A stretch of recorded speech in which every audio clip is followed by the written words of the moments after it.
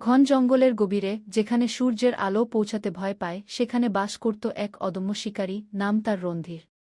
তার পেশিভূল শরীর আর ইস্পাতের মতো দৃঢ়সংকল্পের জন্য সে অরণ্যের সবার কাছে পরিচিত ছিল। কিন্তু রণধীরের সবচেয়ে বড় প্রতিপক্ষ ছিল কালবৈশাখী, এক বিশাল বেঙ্গল টাইগার, যার গর্জনে কেঁপে উঠত পুরো জঙ্গল।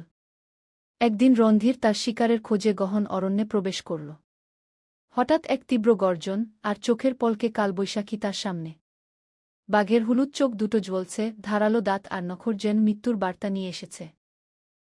রণধীর এক মুহূর্ত ভয় পেল না। তার হাতে ছিল কেবল একটি ধারালো কুঠার। লড়াই শুরু হল। কালবৈশাখী বিদ্যুৎ গতিতে ঝাঁপিয়ে পড়ল। রণধীরও ক্ষিপ্র হাতে কুঠার ঘোরাল, কোনোমতে বাঘের থাবা এড়িয়ে গেল। মাটি, পাথর আর শুকনো পাতা উড়তে লাগল তাদের লড়াইয়ের তাণ্ডবে। রণধীরের প্রতিটি আঘাত ছিল নির্ভুল, আর কালবৈশাখীর প্রতিটি লাফ ছিল প্রাণঘাতী। রণধীর জানত, এই লড়াইয়ে সামান্য ভুল মানেই নিশ্চিত মৃত্যু। শেষ পর্যন্ত রণধীর তার সমস্ত শক্তি দিয়ে কালবৈশাখীর একটি আঘাত এড়িয়ে তার পিঠে এক জোর আঘাত হানল।